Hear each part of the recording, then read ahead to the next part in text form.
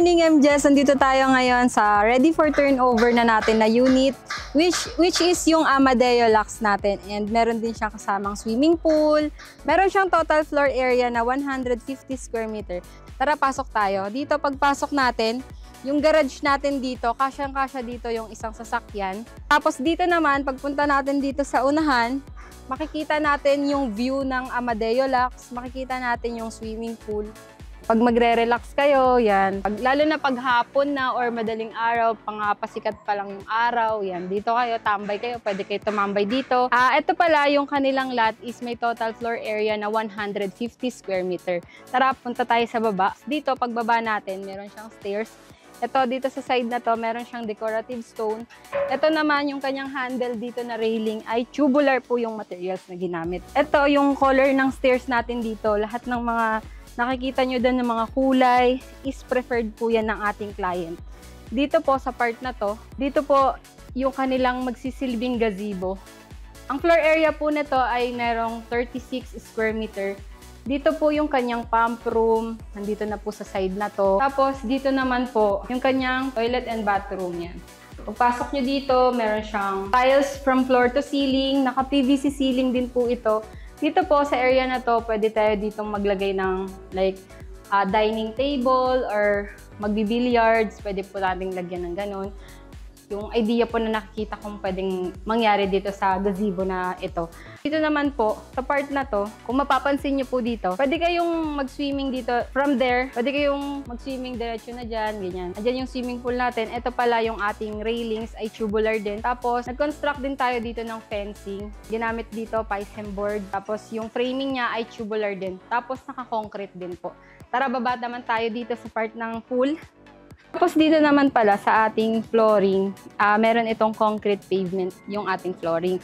Yung pool naman po natin, meron siyang inside dimension na 2.5 meters by 4.5 meters. Ayun, naka-ceramic tile. Tapos yung design ng tiles niya, color green din, naka-ceramic tiles din yan.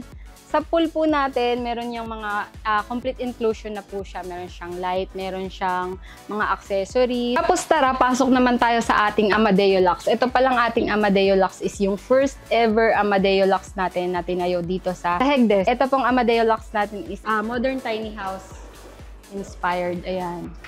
Pagpasok nyo po dito, ito na agad yung makikita nyo.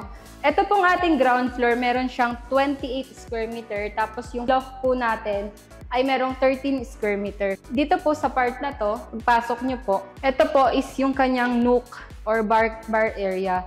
Tapos dito meron na rin siyang sink, tapos naka-tiles. Tapos dito sa kitchen area, dito sa taas, may shelves na siya or kung may mga ilalagay kayong food. Tapos ito yung magiging bar area niya. And ito yung loft niya, yung naging ceiling dito. Naka-PVC ceiling na po siya. Tapos ito pala yung ating Amadeo Lux. Naka-high ceiling na din siya. And pwede rin kayo maglagay dito ng sofa. Pwede kayo maglagay dyan ng sofa. Tapos dito, meron ditong space. Pwede nyo ring lagyan dyan ng kung ano man yung gusto nyo, shoe rack or ano ba. Tapos dito naman tayo, ito po yung kanyang way to papunta sa exit. Dito naman, sa part na to, meron siyang lavatory. Pag mag-iilamos kayo, sobrang spacious niya. Sa ilalim, pwede pang maglagay dyan ng mga stocks, mga cleaning materials na i-stock natin. Ito yung ating CR. Aluminum door na siya. And then, ito, yung ating bathroom dito is meron na siyang tiles from floor to ceiling din.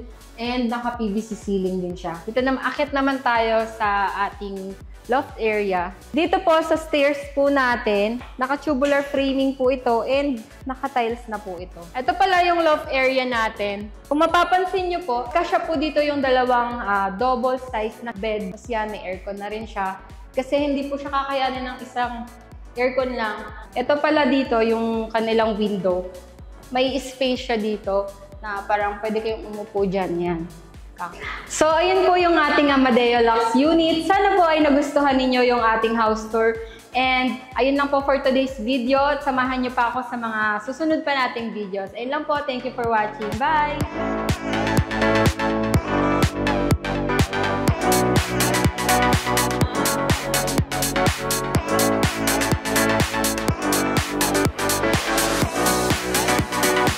Contact us today for more information. Follow us on Facebook, Instagram, TikTok, and YouTube.